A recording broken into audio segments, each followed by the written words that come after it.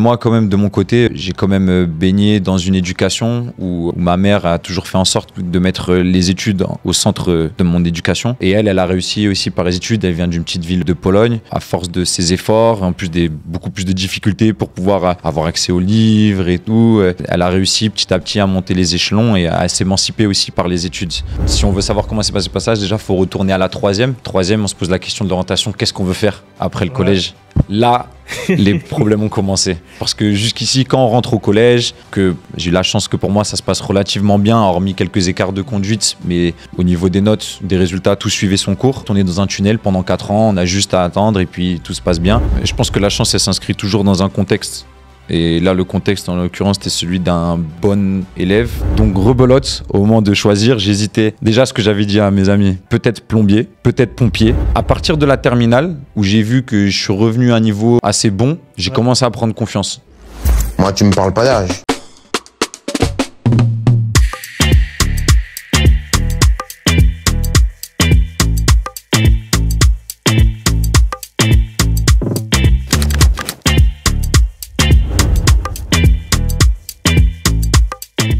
Bienvenue dans un nouvel épisode de l'émission On me parle pas d'âge. Aujourd'hui, on a la chance d'avoir plusieurs invités. On a Dominique, on a Luc et Nicolas.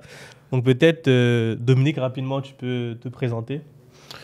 Merci pour l'invitation. Moi, c'est Dominique Desplan. J'ai 28 ans. J'ai un parcours professionnel assez atypique, beaucoup de rebondissements.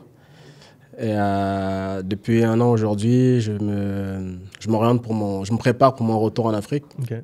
Du coup, j'ai un projet que j'ai préparé en Afrique. On aura le temps d'en discuter un peu plus longuement. Donc voilà. Et donc Dominique, on le verra dans un prochain épisode, notamment. On va lui laisser le temps justement de préparer ce retour-là et d'avoir son retour d'expérience. Mais aujourd'hui, on va avoir Nicolas en interview, puis un temps d'échange sur des discussions et des thématiques. Donc je te laisse, Luc, peut-être commencer par quelques questions. Salut Nicolas, c'était quoi ton ambition à 16 ans ? Salut Luc, merci pour l'invitation déjà. C'est une question pas forcément évidente pour moi parce que j'avais pas forcément d'ambition particulière, je pense. Après, voilà, je pense dans la lignée de ce que j'étais étudiant, enfin en tout cas j'étais collégien ou lycéen et donc je voulais juste réussir et j'étais soucieux de réussir dans ce que je faisais. Mais j'avais pas une ambition particulière, un projet de vie déjà dessiné. Ok, et maintenant t'as quel âge et qu'est-ce que tu fais ? Maintenant j'ai 27 ans et je suis chargé d'études actuarielles chez AXA depuis 1 an actuellement. Je sais pas s'il y a besoin de détailler ce que c'est. Non, c'était bien. Très Okay. bien. Ça nous donne un peu la trajectoire et on va voir justement durant l'interview comment tu es arrivé à ce poste-là. Donc là, on va passer à des questions type combini. Donc tu réponds directement. Donc tu es plutôt Messi ou Cristiano Ronaldo ? Cristiano Ronaldo. Tu es plutôt pâte bolognaise ou lasagne ? Pâte bolognaise. Tu es plutôt football ou MMA ? Aujourd'hui MMA. Ok. Tu es plutôt États-Unis ou Angleterre ?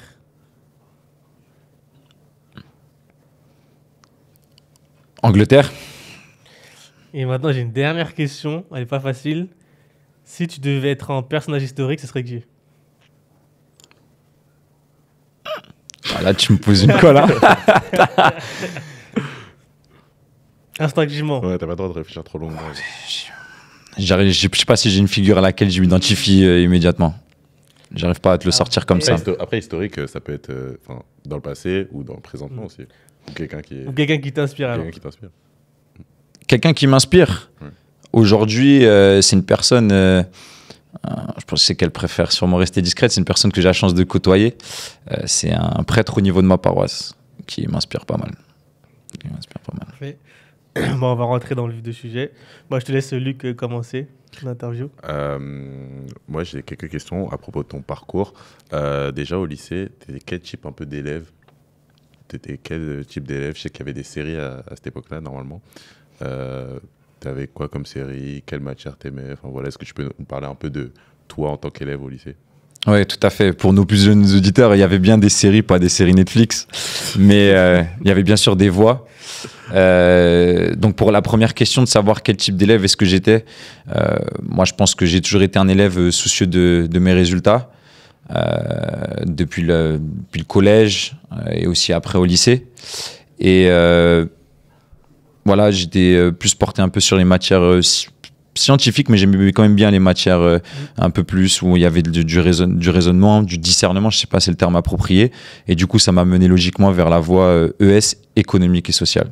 Ok. Tu avais des matières que tu préférais, les maths, plutôt français? Ouais, je pense que j'ai un profil, voilà, comme il y a des matières que j'appréciais pas forcément. Ça, je savais en tout cas, le français. J'aimais pas trop l'histoire non plus. J'ai appris à aimer plus l'histoire, en tout cas, au cours de mon cursus en voie économique et sociale. Mais je suis plutôt un profil matheux au départ.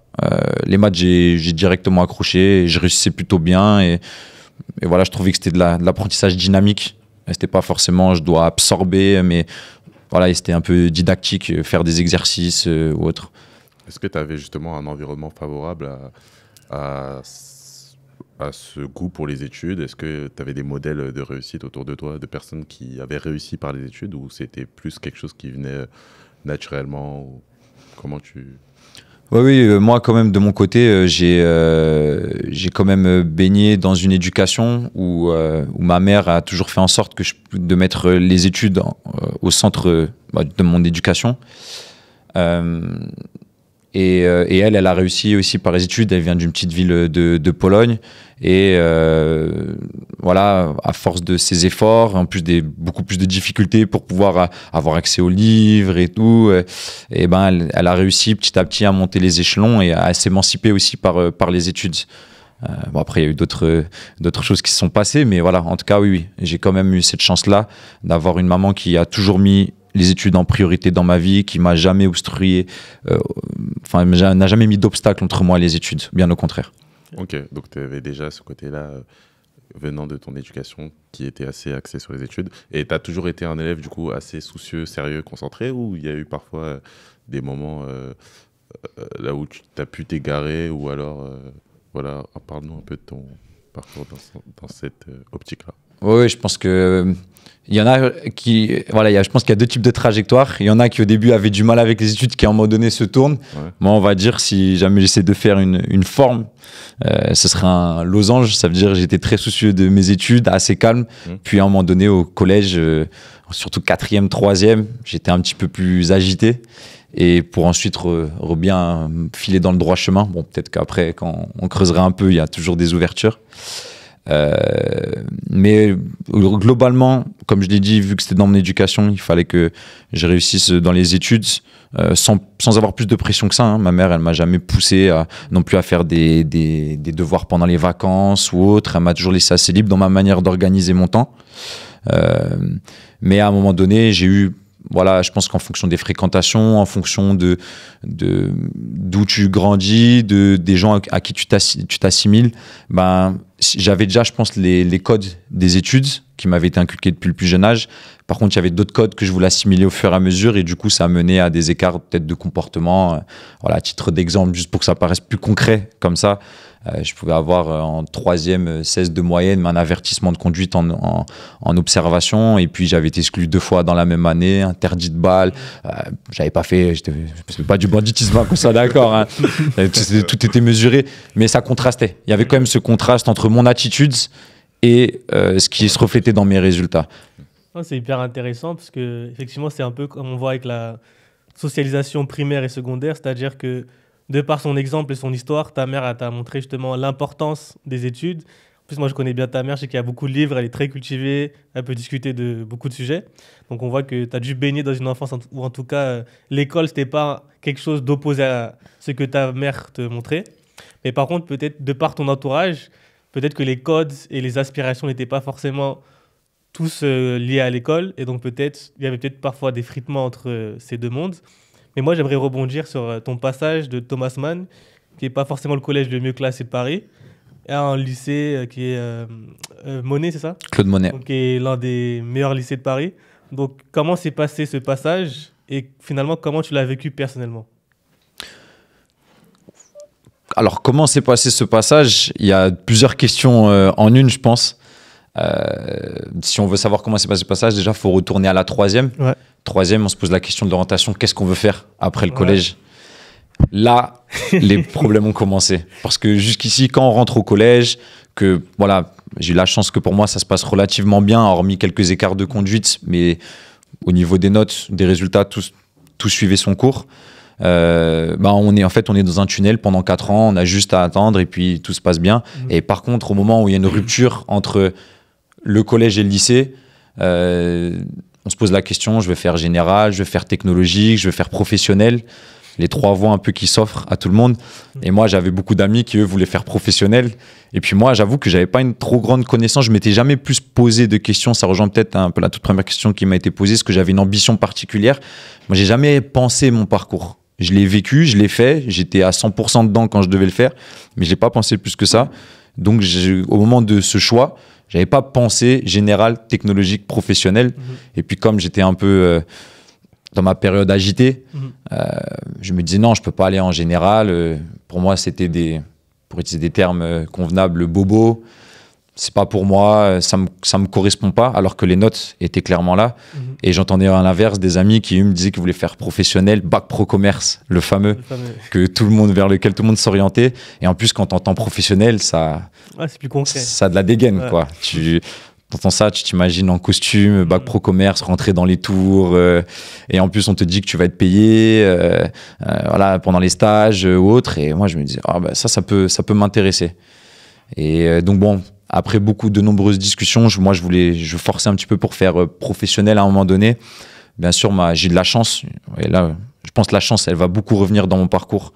J'ai de la chance d'avoir une professeure principale qui a convoqué ma mère, qui a beaucoup discuté avec elle, qui lui a dit non, en fait, il a encore la possibilité d'aller plus loin en général, et s'il veut vraiment rebasculer en professionnel plus tard, il pourra le faire. Mais l'inverse, le système étant, ce sera beaucoup plus compliqué. Et voilà. Après, juste pour rebondir, tu as dit c'est le terme chance, mais aussi tu l'as provoqué. Parce que si tu n'avais pas des bonnes notes, est-ce que le professeur aurait pris la peine justement de te convoquer? Parce que si tu avais 10 de moyenne et tu avais des avertissements, est-ce qu'elle aurait pris la peine de dire, bon, votre fils, il devrait aller en général? Alors que là, tu dis que tu avais 16, donc c'est vraiment d'excellentes notes.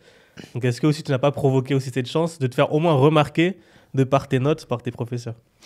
C'est vrai. Je pense que la chance, elle s'inscrit toujours dans un contexte. Et là, le contexte, en l'occurrence, c'était celui d'un bon élève.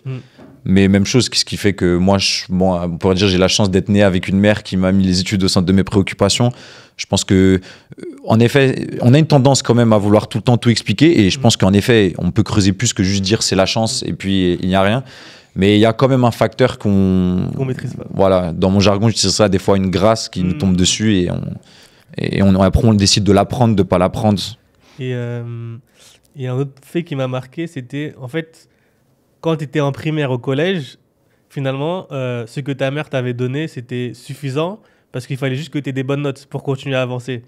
Tandis qu'en troisième, donc il y avait le côté, il faut que je choisisse mon orientation. Ouais. Et comme tu disais, ta mère, elle vient de Pologne, donc peut-être elle ne connaissait pas forcément parfaitement le système d'orientation scolaire. Donc est-ce que tu penses que ça a joué justement dans le côté où tu étais un peu perdu? Parce que là, pour le coup, ta mère, peut-être, elle ne pouvait pas forcément te dire il faut faire telle filière pour entrer ensuite dans telle prépa ou autre. Donc est-ce que tu t'es senti, pour la première fois peut-être, pas démuni, mais en tout cas là, c'est vraiment toi qui devais, par tes informations et tes références, choisir ton orientation? Oui, je pense qu'il y a un peu de ça. Après, ma mère, je pense qu'elle connaissait un petit peu quand même. Elle savait que général, c'était bien et elle était d'accord pour que j'aille en général et elle m'incitait. Mais moi, j'étais pas... Mais justement, elle m'a aussi laissé beaucoup de liberté. Comme je disais, elle me laissait en autonomie. Donc, ça veut dire qu'elle ne m'a pas imposé de choix plus que ça. Bien sûr, elle m'a incité. Elle avait peur, je pense, que j'aille dans autre chose qu'en général. Mais voilà, sans plus de contraintes que ça, pour moi. Je pense que... Ok, et quand tu es arrivé au lycée, tu as évolué, donc tu as vu que tu avais des matières fortes, d'autres qui te plaisaient un peu moins. Comment ça s'est passé au niveau de la terminale quand il a fallu faire un choix pour savoir est-ce que oui ou non tu allais poursuivre? Déjà, est-ce que tu voulais poursuivre les études supérieures? Est-ce que tu savais, t'envisageais de t'orienter vers ces voies-là, ou alors non. Enfin, comment ça se passe à ce niveau-là? Ouais, très bonne question. En plus, je viens de me rendre compte que j'ai pas forcément continué on s'est arrêté à l'orientation au collège. Du coup, ensuite, je suis rentré au lycée. Et par la même occasion, je vais répondre à ta seconde question.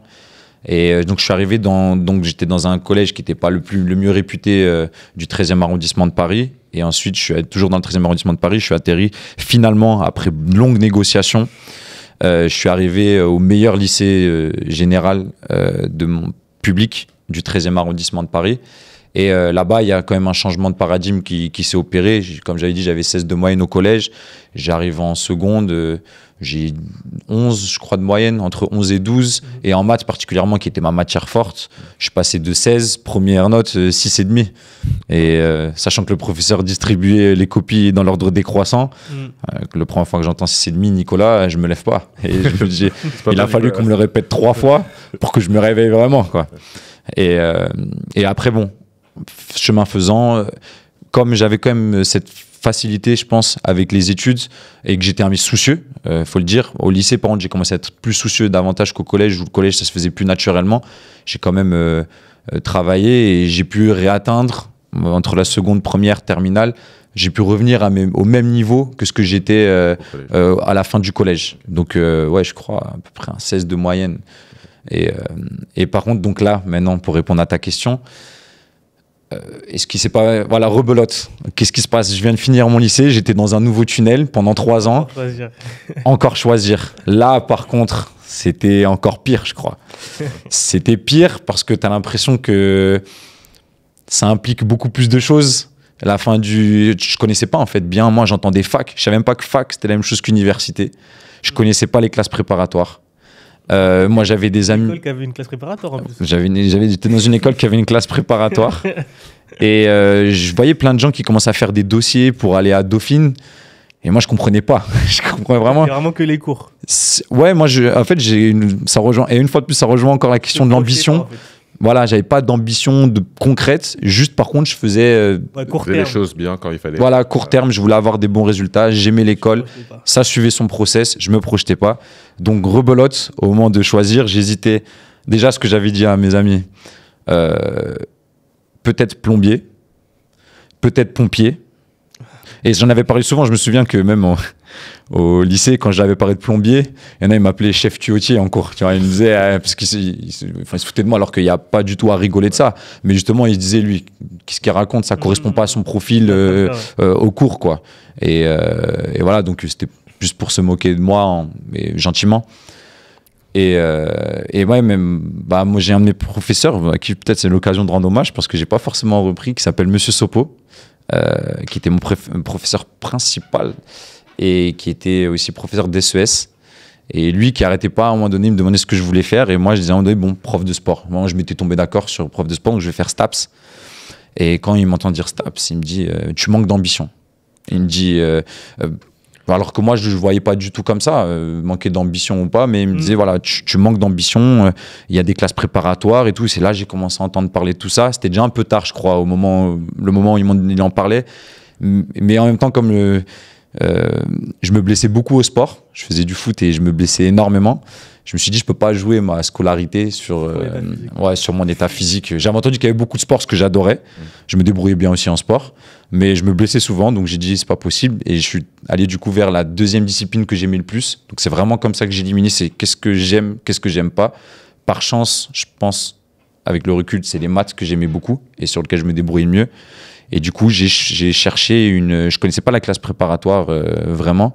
Et j'ai pris une fac de maths, donc maths appliquées, MIH, maths et informatique appliquées aux sciences humaines et sociales. Ok. Voilà. À Paris, du coup à Paris. À Paris 7, toujours dans le 13e arrondissement. Moi, je suis vraiment ce qu'on appelle un titi parisien. Né à Paris, fait ma scolarité. Et surtout là, c'était vraiment 13e. 13e. Collège, lycée... Ouais, les seules fois où on sortait du 13e, c'était pour aller à Châtelet ou à Clignancourt pour acheter des vêtements pas trop chers, quoi. Mais sinon, c'est tout. Mais justement, moi, je te connais. Mais donc, tu as très bien réussi justement ta licence 1. Ouais. Et finalement, pour le coup, personne t'a demandé de faire un choix d'orientation scolaire. Ouais. Et cette fois, c'est toi qui en as pris un. Alors explique-nous pourquoi. Ouais. Qu'est-ce qui se passe? Ouais. C'est vrai que j'arrive déjà dans une licence de maths appliquée, j'ai fait ES. Il y avait une partie du programme que j'avais pas. Et je pense que la chance, ou en tout cas les concours de circonstances, je dis qu'il allait souvent revenir ce mot, c'est qu'on est tombé sur le chapitre que j'avais pas vu, qui était dans le programme des terminales S et pas ES. Et moi, comme j'aime beaucoup participer, je me lève pour aller au tableau. Et là, pour ceux qui connaissent les nombres complexes, on me demande c'est quoi l'argument d'un nombre complexe. C'est quelque chose de très spécifique. Et moi, j'étais devant le tableau, je pensais argument philosophique, argument... qu'est-ce que vous attendez comme argument? Et voilà, je me suis dit, à partir de ce moment-là, je me suis dit, faut que tu rattrapes le programme de terminale. Un déclic. Ouais, ça a été quand même un déclic. Et j'en avais conscience, mais j'étais pas quelqu'un qui bossait au-delà de... Voilà, c'était les vacances. Pendant les vacances, c'est les vacances, quoi. Je m'occupe pas des études. Je fais ma vie. Et après, je suis arrivé. Et du coup, là, je me suis dit, non, ok, je bosse. Et au fur et à mesure, j'ai pris le pli. J'ai eu l'opportunité de rencontrer un très bon professeur de mathématiques, Rached Némé, une personne assez âgée de 70 ans qui court dans son amphithéâtre pour interroger des gens à l'autre bout, qui nous prend son alliance pour nous parler des espaces vectoriels, qui l'enlève, qui dit, voyez, c'est un espace en 3 dimensions. Et là, par contre, j'ai commencé à me passionner pour les mathématiques. Et c'est pas pareil, les mathématiques dans le secondaire, et par rapport aux mathématiques du supérieur, rien à voir. Si vous aimez les maths en secondaire, préparez-vous, dans le supérieur, c'est encore mieux. Et du coup, là, j'ai décidé, comme je faisais une filière de maths appliquées à, je me suis dit, non, peut-être moi, c'est que les maths que je veux faire. Et je me suis dit, j'aimerais bien faire des cours pour récupérer ce niveau-là. Et en cherchant, au fur et à mesure, je suis tombé sur des sigles, classes préparatoires aux études supérieures, qui me redonnaient un niveau de bac, mais tout en étant dans le supérieur, mes bac S. Parce que moi, je voulais rattraper de la physique, chimie, à laquelle j'avais pas trop donné l'opportunité de se développer chez moi. Et au fur et à mesure, je tombe CPES, un autre sigle sur Internet, cycle pluridisciplinaire d'études supérieures. Et je vois une filière un peu hybride. Je vois que c'est une formation en partenariat avec Henri IV, l'école des mines, que je connaissais pas par contre. Mais je voyais des établissements assez prestigieux. Je connaissais que Henri IV en fait. Dans toutes les formations qui étaient présentées, c'était que Henri IV que je connaissais. Et à partir de là, j'ai postulé. Et parce qu'il y avait une filière hybride qui s'appelait maths et société. Et on faisait les mathématiques avec une filière qui s'appelait sciences expérimentales et l'économie avec une filière qui s'appelait SESJ. En fait, c'était le prolongement des filières qui existaient dans le bac, dans nos filières de bac à ce moment-là. Mais justement, qu'est-ce qui t'a quand même poussé à être ambitieux à ce moment-là? C'est ça que je posais. Parce que pour le coup, tu vois, tu expliquais que tu avais du mal à être ambitieux. Mais là, pour le coup, quelqu'un qui tente Henri IV, c'est pas anodin. C'est vrai. Je pense que la seule fois où, à partir de la terminale, où j'ai vu que je suis revenu à un niveau assez bon, j'ai commencé à prendre confiance à ce niveau-là. Ça veut dire qu'avant, mais je me suis dit, ok, je le réalisais pas trop, mais je me suis dit, je travaille et ça marche, quoi. Et après, encore plus quand j'arrive, soi-disant, dans une filière j'ai fait bac économique et social, j'arrive en licence de maths appliquées et je vois, je finis 3e de promo et premier au second semestre. Et je me suis dit, enfin, je le dis même pas pour. Même moi, je savais pas, quoi. Enfin, je me suis dit, je faisais des choses. En fait, tu as une limite dans ta tête et là, tu as explosé tes limites. Ouais, je me suis dit, quand même. Mais en même temps, le cycle, cycle pluridisciplinaire supérieur, c'était pas vraiment connu. Aujourd'hui, je pense que c'est quelque chose qui est assez connu. Je sais pas si, avec l'aura qui existe aujourd'hui autour de cette filière, je sais pas si je l'aurais retenté de la même manière. Mais là, j'étais plus, par contre, le programme m'intéresse. Et j'ai vu que ça s'adressait aussi aux boursiers. J'étais boursier échelon 0 bis. Mais ça s'adressait aussi aux boursiers. Et j'avais à un moment donné cette envie de... Je savais que niveau culture générale, j'étais pas au point. Faut dire ce qui est. Et il y avait marqué que dans cette formation, on allait vous offrir quelques cours de culture générale. Je me suis dit, bon, j'aime les maths, je peux continuer les maths à fond. J'aime les études de manière générale et ça me manquait aussi d'avoir quelques SES, ça me manquait de plus avoir cette matière-là, je l'avais plus. J'avais de la micro, de la macro, mais c'était pas pareil, pas de raisonnement. J'ai vu les deux, j'ai dit ok, c'est surtout le programme qui m'intéressait. Donc tu avais un programme fort avec des matières qui auraient pu potentiellement t'intéresser. Tu avais été très bon pendant ta première année dans le supérieur. Tu postules. Qu'est-ce qui se passe après ? Je suis pris. C'est déjà super. Mais la vraie question, ce qui se posait, c'était est-ce que j'allais postuler en deuxième année ou est-ce que je recommençais ma première année. Moi, j'ai choisi de recommencer ma première année. Je sais pas si ça aurait changé quelque chose si je demandais d'aller directement en deuxième année. Mais moi, j'avais pris confiance en moi, mais je me disais, oula, quand même, je sais qu'il y a Henri IV dedans. C'est le seul signal que j'avais. Viens, reprends les bases tranquillement. Et puis surtout, une fois de plus, le programme de la première année m'intéressait. Je crois qu'à l'époque, même la plaquette, elle était même pas aussi précise que ça sur ce qu'il y avait par la suite. C'était beaucoup plus flou parce que c'est un partenariat avec plein d'établissements et ça se faisait pas encore trop. C'était assez novateur à l'époque. Donc voilà. Mais c'est le programme et oui. Et après être rentré, comment ça se passait Comment ça s'est passé une fois dedans le cycle disciplinaire Nouveau changement, on va dire c'était déjà du passage de collège au lycée, je voyais qu'il y avait un peu un décalage entre mes références sociales, culturelles, avec en tout cas une partie des personnes que je côtoyais à Claude Monet, donc dans mon lycée, mais à Henri IV encore plus. Ça veut dire que je me souviens, j'étais arrivé, Pierre, c'est là qu'on a commencé à se rencontrer, et je suis arrivé au début et je me suis dit bon. J'avais beaucoup d'a priori sur ces environnements-là. Je me suis dit, bon, je pense que je suis pas venu pour me faire des amis. Je suis venu pour étudier. Et moi, j'allais, un titre d'exemple, mais je me rendais pas compte à l'époque, mais je venais tout le temps en jogging, et voilà, sportif, comme ça. Et je me suis dit, moi, je viens, je mets mes lunettes. Dès que je mets mes lunettes, je travaille et après je rentre chez moi. Je fais le job et je rentre chez moi dans le 13e, une fois de plus, parce que là quand même ça m'a fait sortir du 13e, ça m'a fait aller un peu plus dans le 5e. Et c'était ça, mais finalement j'ai rencontré des personnes, dont Pierre ici présente, avec qui on a beaucoup sympathisé. Donc ma dynamique c'était vraiment, je suis un petit peu entre guillemets en mission. Mission, je sais pas de quoi, parce que j'ai pas encore plus d'idées. Je me dis pas que venir en Henri IV, ça va me donner l'opportunité d'avoir accès à d'autres filières derrière. Toujours là, c'est vraiment, on raisonne année après année. Vraiment, c'est tout le temps, j'aime les maths, comment je peux faire pour faire des maths? Voilà, c'est ok, j'ai vu cette formation, ça m'intéresse, je suis cette formation. En vrai, c'est hyper intéressant ce que tu racontes parce que tu illustres deux choses. La première, c'est la confiance en soi. Ça se nourrit de nos compétences. Souvent, on pense que la confiance en soi, c'est juste un trait de personnalité. Mais tu as dit un truc fort, tu as dit j'ai eu des accomplissements. Je me suis dit, ah ouais, finalement, je suis capable de faire ça. Et donc, tu as gagné en confiance et tu as pu, entre guillemets, oser tenter, par exemple, Henri IV. Et en plus, sortir de ta zone de confort. Parce que là, tu étais major de promo. Et tu t'es dit, je vais me mettre en difficulté. Dans le cas, tu étais bien classé. Ouais.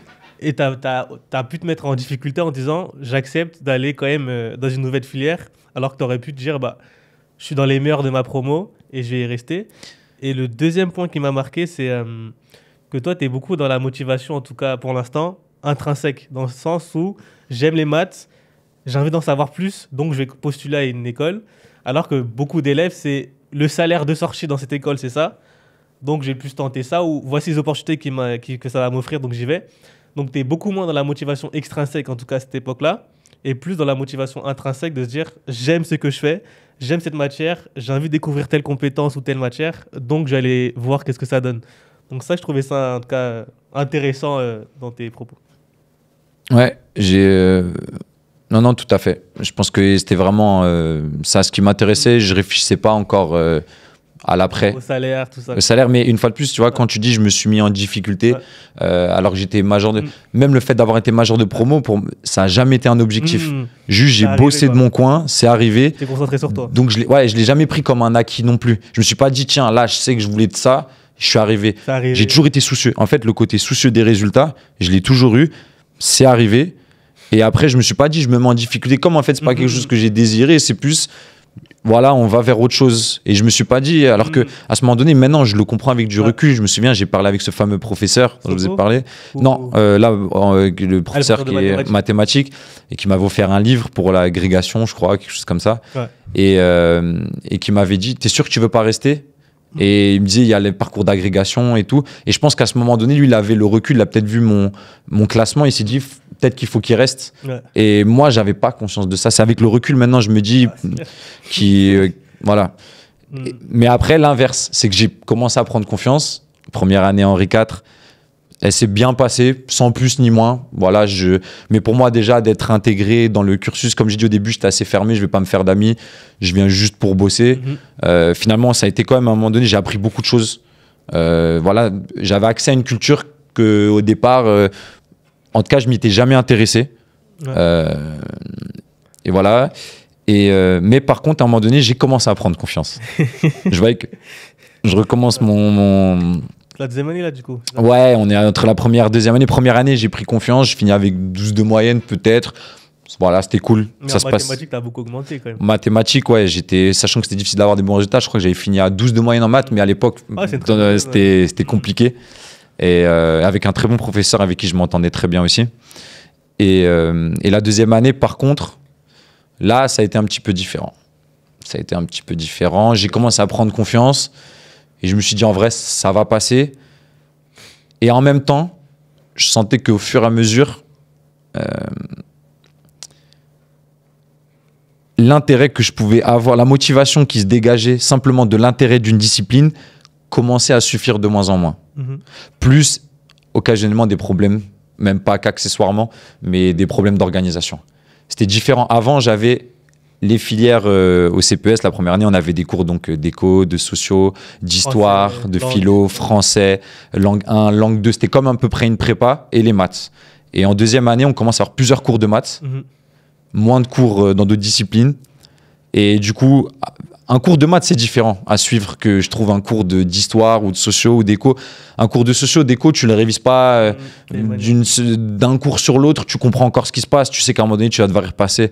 En maths, tu vois au fur et à mesure des propositions, tu vois des théorèmes, tu vois des résultats, tu as une mécanique que tu dois essayer un petit peu d'huiler.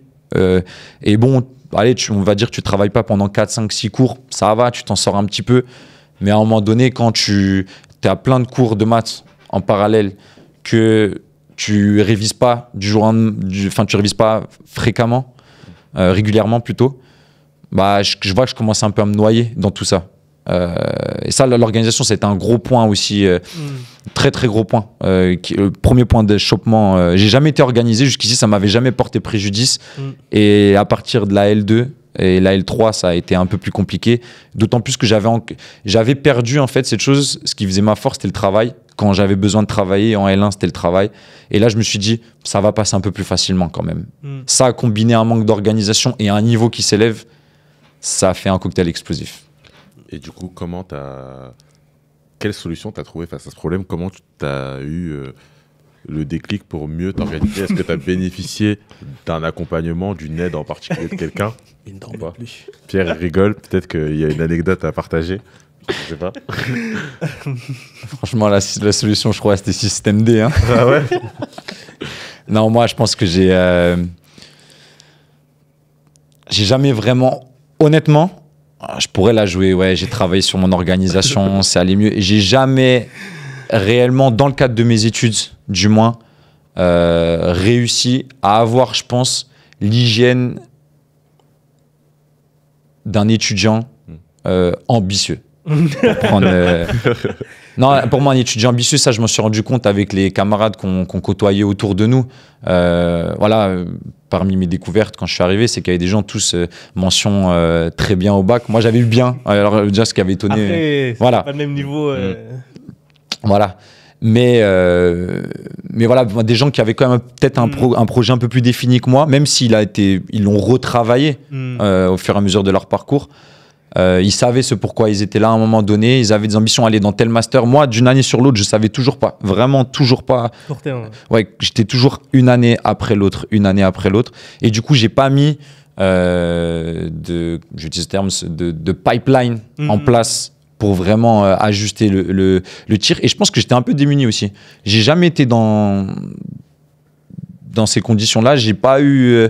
comme j'ai dit, ma mère m'a toujours laissé relativement libre dans ma manière de m'organiser. Bon, bien sûr, quand elle voyait que je dormais, des fois, je faisais nuit blanche, j'arrivais en cours, elle s'inquiétait, elle n'était pas contente, quoi. Mais bon, la plupart du temps, elle n'était pas forcément toujours au courant. Elle savait que je dormais pas beaucoup, mais pas à quel rythme non plus.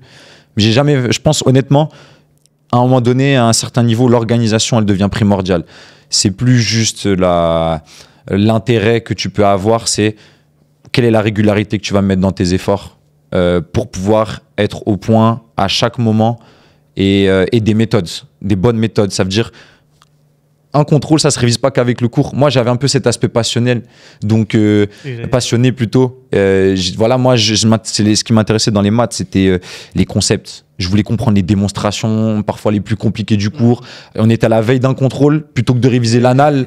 J'étais là, il était 2h du matin, j'étais encore en train de réfléchir sur la démonstration du théorème. C'est la motivation, encore une fois. Parce que là, j'ai le regard extérieur, c'est que toi, tu as beaucoup le rapport intrinsèque aux choses. Et je me rappelais, Nicolas, c'est plus... Il va pas chercher la rationalité en sens, il va chercher à maximiser la note. Il va se dire, il faut que je comprenne ça avant de passer à autre chose. Alors que parfois, il vaut mieux être...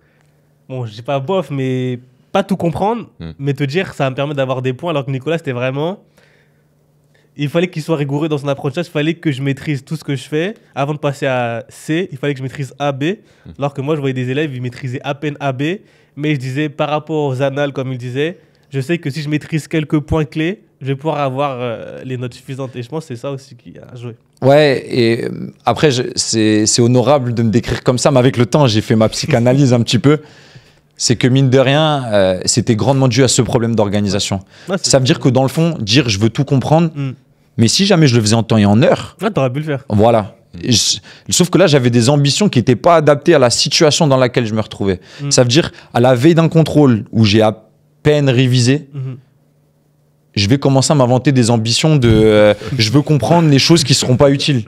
Mais parce qu'après, en fait, je redécouvrais ce cours et il y a quand même encore ce côté passionné, c'est que je dis, c'est stylé. Je sais pas, j'arrive, je me dis, mais trop stylé. Et je me dis pourquoi. Et à chaque fois, la réflexion que je me faisais à chaque fois, c'est. Et pourquoi je n'ai pas commencé plus tôt? Voilà. Toujours. Bah ouais. Pourquoi j'ai pas commencé. Et ça m'a suivi, je pense, à chaque. Je pense qu'il n'y a personne qui n'a pas eu cette phrase.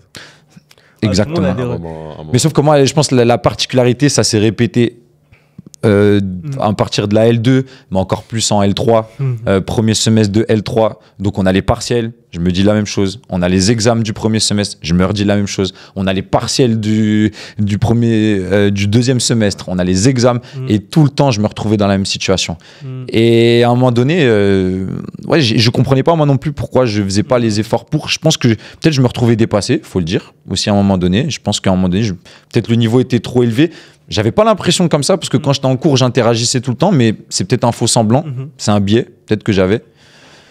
Je me retrouvais un petit peu dépassé, je pense, par les événements. Et ce que je disais, le côté un peu passionné, à partir de la L3, par contre, j'ai commencé un petit peu à le perdre, parce qu'une fois de plus, collège, je passe au lycée, doute. Lycée, je passe dans le supérieur, beaucoup de doutes.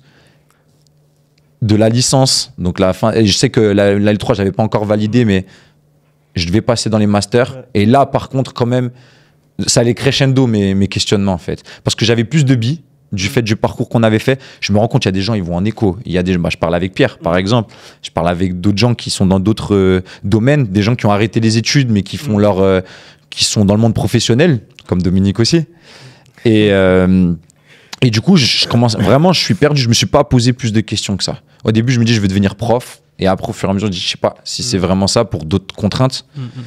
Et ouais, du coup, je me dis, c'est bien les maths, j'aime beaucoup ce que je fais, mais je vois pas le bout. Je vois pas ce que je vais en faire derrière. Et justement, comment tu as pris la décision de faire le métier que tu fais actuellement? Peut-être la dernière question de l'interview. Ouais. Le métier, ce qui s'est passé, c'est qu'en L3, du fait de toutes ces questions, il y a eu, je pense, à un moment donné, un manque d'implication, des actes manqués qui ont été posés. J'ai du coup redoublé. Ensuite, la deuxième année, j'ai validé. Ensuite, j'ai commencé mon Master 1 en maths appliquées à Dauphine, cette fois-ci. Et ma licence 3 aussi était à Dauphine, c'était le cycle pluridisciplinaire d'études supérieures, mais toujours en partenariat avec Dauphine. Et pareil, en M1, je crois que j'ai fait même pire. J'étais rebelote, je me suis pas présenté à mes examens du tout du premier semestre. Je me suis, pense, un peu voilé la face en disant que j'allais faire une retraite, me remettre vraiment en question. Mais derrière ces excuses que je m'étais données, je pense qu'il y avait une vraie quête de sens de ce que je voulais donner comme étude derrière. Donc je sentais qu'il y a quelque chose qui allait plus. Même, je me souviens des fois, on se voyait avec Dominique et Christophe le soir. Et on m'avait demandé un jour, mais est-ce que t'es sûr que c'est toujours ça, ce que tu veux faire? Et je m'étais jamais posé la question, en fait. Et avec le recul, je pense qu'à un moment donné, le manque de perspective voilà, ça fait que je posais que des actes manqués tout le temps. Donc, il s'avère que je valide finalement mon M1 en rattrapage dans un contexte particulier qui était le Covid aussi. Et après, dernier acte manqué, c'est pas honorable pour moi, mais bon, en vrai, on est là surtout pour transmettre un témoignage. J'ai rendu mon dossier en retard pour m'inscrire au M2. Et quand je rends mon dossier en retard pour m'inscrire en M2, on me dit non, bah, c'est mort. Ah oui, c'est vrai. C'est mort, ce sera pas cette année. Reviens l'année prochaine. Et là, moi, je me dis, waouh.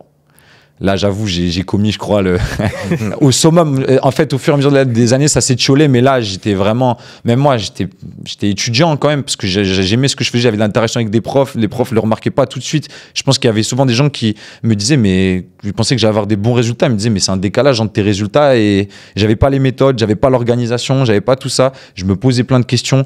J'étais aussi engagé dans d'autres projets dans ma vie. J'avais d'autres difficultés. Voilà, et l'aboutissement, c'est qu'à un moment donné, bah, l'acte final, c'est limite presque, on pourrait de l'extérieur, on peut dire, c'est un décrochage scolaire.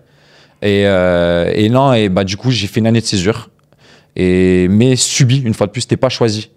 Et par contre, cette année de césure, je pense que ça a été ce qui a été salvateur, en fait, dans le fond. Je sais qu'à l'époque, tu m'avais conseillé d'en faire une. Et si ça n'était pas arrivé, là, je reviens un peu à la chance.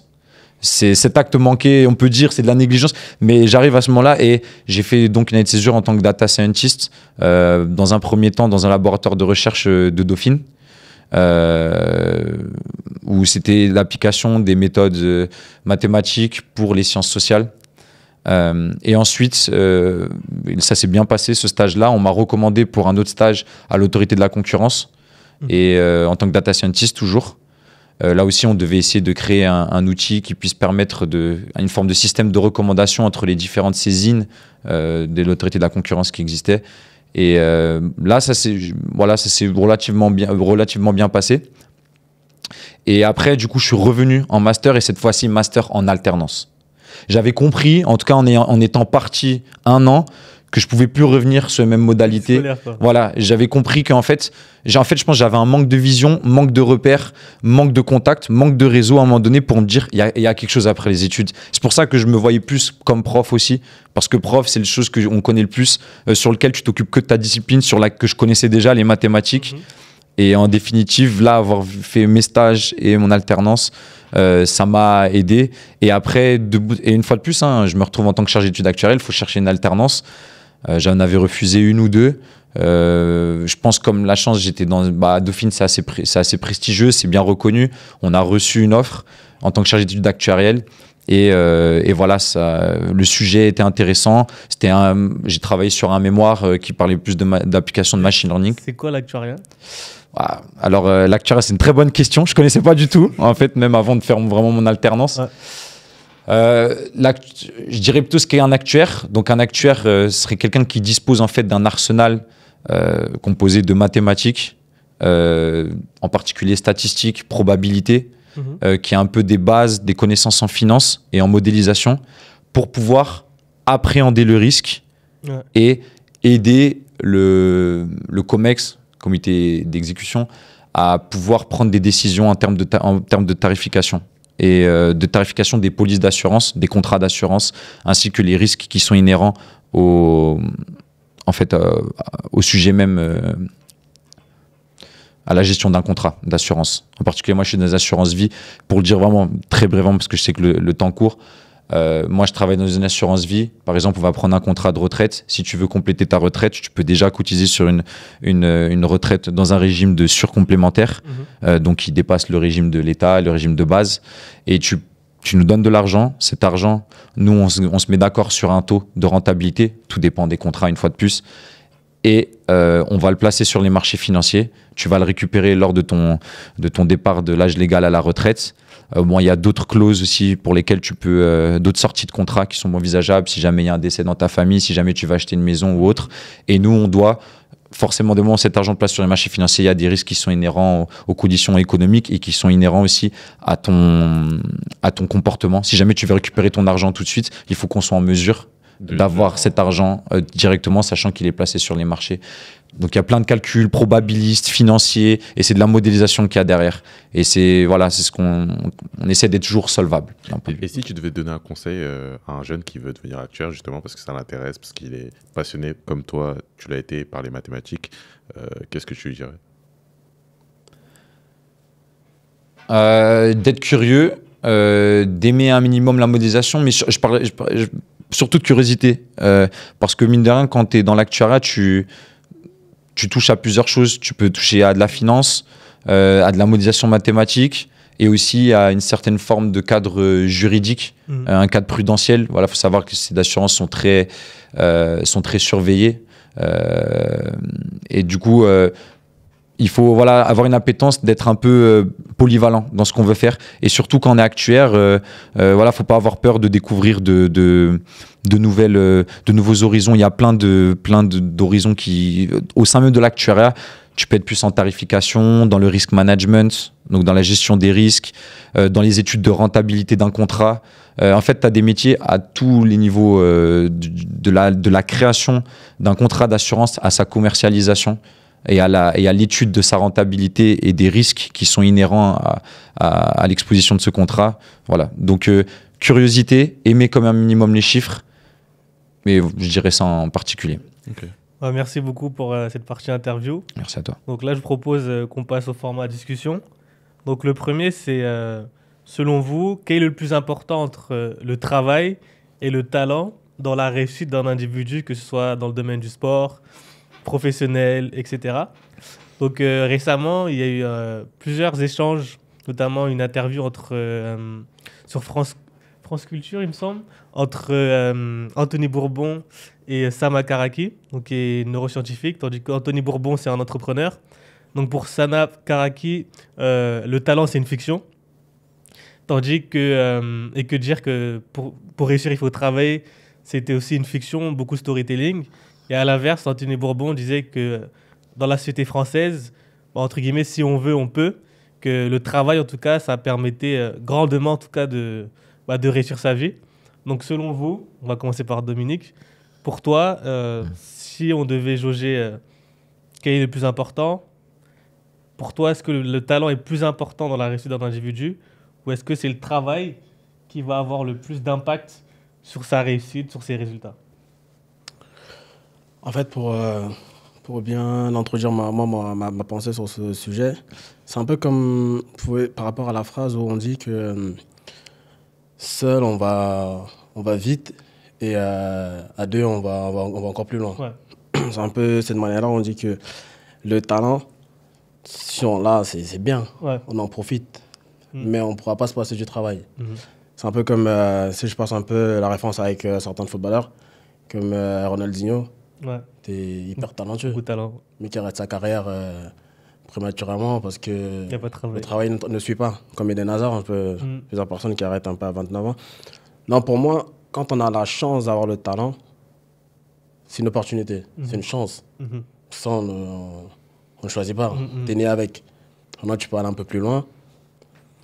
Maintenant, le travail, il ne pourra pas passer autre. Parce que quand je prends mon cas, mon parcours professionnel et tout le reste, tu te lèves le matin, tu t'avances, tu casses la première porte, tu vois ce qui arrive. Ouais. Cette porte-là t'oriente dans une autre porte. Ouais. Peut-être fermée, mais si elle est fermée, t'oriente autre part aussi. Si elle est ouverte, tant mieux, elle t'oriente autre part aussi. Ouais. Donc pour moi, le débat sur le talent et le travail, pour moi, il n'y a que le travail qui paye. Et puis on le dit toujours, il n'y a que le travail qui paye. Pour moi, vraiment, je suis plus pour le travailleur. Et le talent, c'est un bonus. Okay. Si tu l'as, tant mieux. Si tu l'as pas, mais tu travailles. Okay. Et vous deux, du coup, Luc et Nicolas? Je t'en prie, en toute qualité. J'ai déjà beaucoup parlé. Moi, je pense que je pourrais répondre par une citation, un peu, une citation qu'on voit souvent, qui dit un peu que le travail bat le talent quand le talent ne travaille pas. Ah, c'est puissant, ça. Donc, je pense que ça résume un peu tout ce que Dominique a dit précédemment. C'est que, certes, le talent, c'est un plus, mais le travail, ça permet de battre le talent, ça permet de se surpasser. Et c'est vrai qu'il y a certaines personnes qui sont doués, dotés de facultés particulières, ce qui leur permet d'avancer parfois un peu plus vite que les autres au début. Mais au final, face à une personne qui va être pleinement consciente de ça et déterminée face à un objectif, je pense que cette personne, en tout cas, après c'est mon avis, va d'autant plus réussir qu'une personne qui se contente de son talent. Après, je pense que c'est mon avis et c'est discutable. Ouais, je vous rejoindrai, je mettrais peut-être une petite nuance. Je pense qu'après, des fois, moi, le talent, je le vois un peu comme la richesse initiale, et le travail, je le vois comme le gain de richesse que tu vas avoir à partir de ta richesse initiale. Ça veut dire, il y aura peut-être le travail va te permettre d'avoir plus de gains en partant de ton niveau à toi que le talent. Mais je pense que des fois, le talent, par exemple, si on prend un coureur, un Usain Bolt, il a un talent, il court plus vite. J'aurais beau m'entraîner autant que je veux, j'arriverai jamais à atteindre ses performances. Dans ma marge de progression, peut-être que si lui, il faisait aucun effort, j'aurais des gains par rapport à mon niveau de vitesse initiale plus importants que le sien. Mais par contre, arriver à son niveau, potentiellement, c'est possible que ça n'arrive jamais. Par contre, bien sûr, j'ai plus de chances d'y arriver en travaillant qu'en ne travaillant pas. Et mon parcours que je vais pu vous dire dans les études, c'est à un moment donné, moi, c'était que du travail. Et au moment où j'ai commencé à relâcher un peu mes efforts, je l'ai vu directement la différence. Et j'ai cru que mon travail s'était transformé en talent. Et en fait, non, fallait rester à sa place. Moi, je pense que le travail, ça permet d'avoir du talent et que souvent on confond le talent avec la dotation initiale. Dans le sens où, pour moi, si on prend le sport de combat, Ngannou, il a une dotation initiale, c'est sa puissance physique. Par contre, parfois on va avoir des sportifs, on va dire, mais regarde comment il tire bien en basket.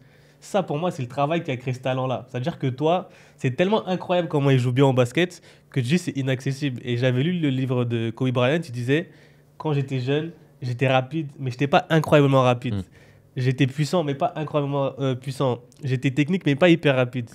Technique, pardon.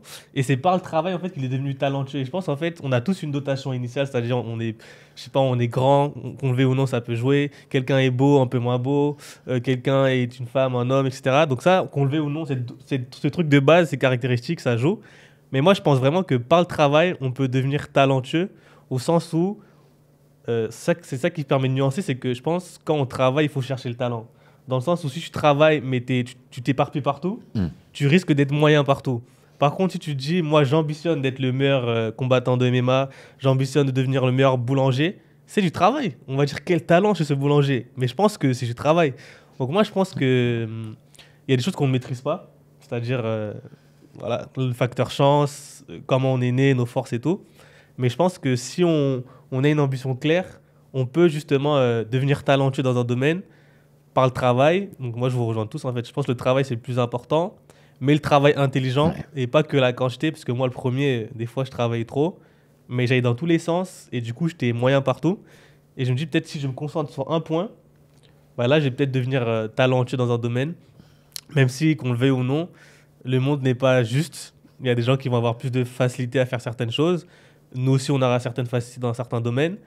Après, c'est à nous justement de travailler dessus. Et peut-être toujours pour Dominique, est-ce que tu penses que dans le sport, c'est plus difficile de devenir talentueux sans une bonne génétique, entre guillemets? Par exemple, le sport de combat ou le foot, etc. Sans une bonne génétique, je ne pense pas que la génétique joue vraiment dessus parce que c'est pour ça qu'on met les catégories. Ouais. Sinon, ça serait trop simple. On met un poids léger avec un poids lourd, on sait déjà qui va gagner d'avance. Moi, je pense que le travail paye. Parce que quand je prends mon cas, j'apprends assez vite. Quand il s'agit de sport de combat, j'apprenais assez vite.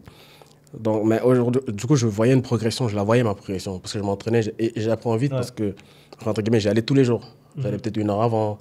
Et je m'entraînais sur des bases spécifiques, sur le domaine où je me voyais un peu plus, où j'avais un peu plus de facilité. Ouais. Du coup, je me concentrais dessus et je progressais assez rapidement. Maintenant, au jour d'aujourd'hui, je repars à la salle, mais ça fait 1 an que je ne me suis pas entraîné. Ouais. Je vais à la salle, il y a encore des bases, il y a encore, entre guillemets, le talent qui est là, mais plus de cardio, plus rien. Donc, je peux pas... si je ne travaille pas, c'est là qu'on revient toujours au fait que le travail paye. C'est toujours le travail qui paye. Parce qu'aujourd'hui, il y a une nouvelle recrue qui va prendre le dessus sur moi, mais parce que j'ai arrêté le travail. C'est Donc, bon, dans je tous l'ai les arrêté, cas, il y a tu le travailles talent, ça. mais le talent ne sert plus à rien. Tu ne peux pas tenir un round parce que tu es fatigué, au final, ça ne sert à rien. Peut-être pour préciser, Dominique parle du MMA. Je sais pas si jamais on a. Vas-y, vas-y. Ok. Ouais, Oui. du coup, ouais, on parle du MMA. Et, Ouais. est-ce que vous voulez rajouter quelque chose sur ce sujet? Ou Sur le travail efficacement. sur est-ce que le talent, du moins, est-ce que le talent et du moins la dotation initiale qu'on a de base, ça a plus d'impact dans le sport que dans les autres domaines? Du style, peut-être dans les études, c'est plus simple par le travail de compenser que, je sais pas, dans le basketball où le mec il fait 2 mètres, l'autre il fait 1m75, c'est plus compliqué. Ouais, je sais pas si. Ça dépend les sports, ça dépend les différences, ça dépend plein de choses, je pense. J'arriverai pas à me prononcer dessus. Mais Moi, le travail aidera toujours. Vas-y, Luc. J'ai mon propre exemple. Mm. Souvent, quand on me voit, on pense que je suis fort au basket. Juste Que t'es par ma grand. taille, parce que je suis grand. Mm. Alors que je vous avoue que je suis vraiment mauvais. j'ai vraiment... Alors, au basket, j'ai vraiment un niveau très faible. Et toutes les personnes qui Ils vont te étaient voir. plus petites que moi ont parfois réussi même à me dunker ou quoi, ou à me passer. Enfin, en fait, si tu veux, ça rejoint un peu ton point de dire que oui, j'ai une dotation naturelle Mhm. de par ma taille. Mais t'as Et donc, on travaillé. pourrait penser que j'ai l'appétence et j'ai le talent Ouais. forcément prédisposé à être bon dans ce domaine-là. Sauf que le basket, c'est pas ma discipline, je le travaille pas. Et donc, forcément, ça explique ce pourquoi j'ai pas forcément un niveau, un niveau plus incroyable que ça. Alors que si, face à quelqu'un qui est plus petit, mais ou qui a des plus petites mains aussi, enfin, j'ai des grandes mains aussi, Ouais. ça peut jouer. Enfin, chez certaines personnes, mais Pas chez suffisant. moi, vu que je ne les travaille pas, bah, ça ne joue pas en ma faveur. Donc Ça, c'est voilà. intéressant. Ok. Et dernier sujet, c'est Cédric Doumbé récemment. Bon, c'est un peu la figure emblématique en tout cas qui est très en vue sur les réseaux sociaux, sur les sujets notamment du MMA. Et la question que j'ai, c'est qu'il se décrit comme le gladiateur des temps modernes, c'est-à-dire finalement on joue notre vie, on risque notre santé pour faire plaisir aux gens, pour les défouler, etc.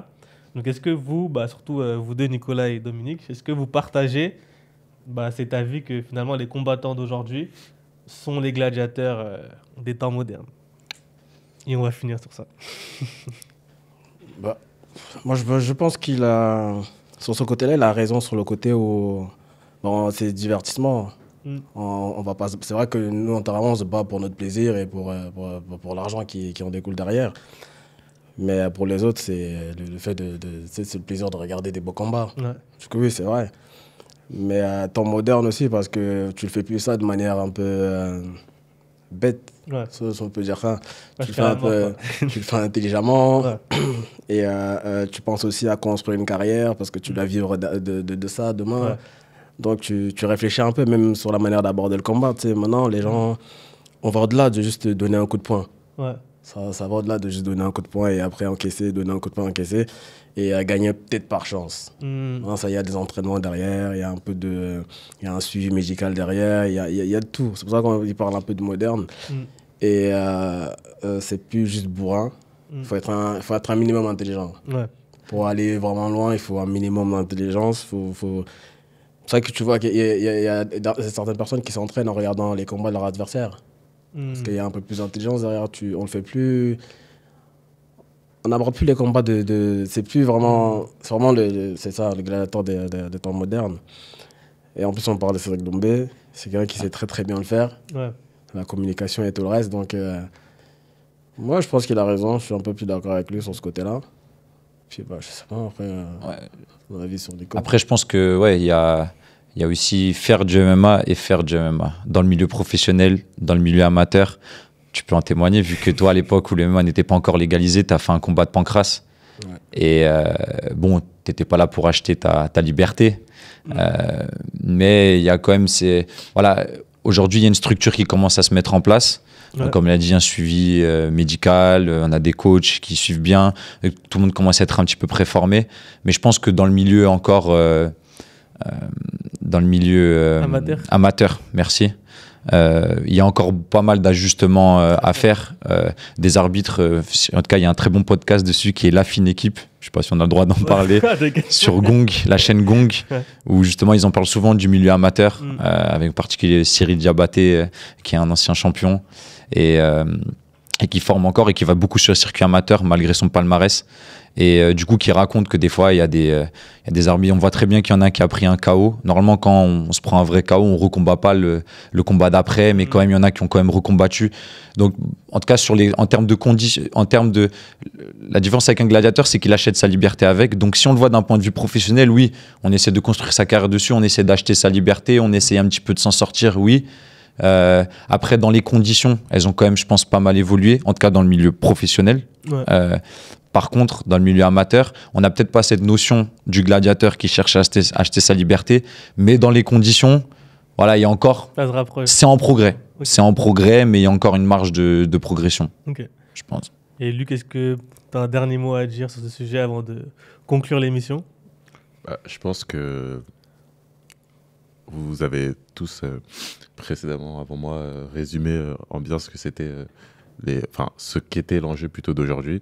Et je dirais que soyez ambitieux, ayez des rêves et essayez de les atteindre. Et en tout cas, j'espère que cet épisode vous a plu. Comme je disais, dans les prochains épisodes, on aura la chance d'avoir Dominique qui pourra nous parler de son parcours atypique, de comment il a préparé son retour au pays, comment il a vécu aussi les différences entre la France, je ne vais pas dire le pays, et en tout cas le pays africain où il part. Et en tout cas, on se dit à très vite. N'oubliez pas, ici, c'est Ne parle pas d'âge, l'ambition comme boussole, la réussite comme destination.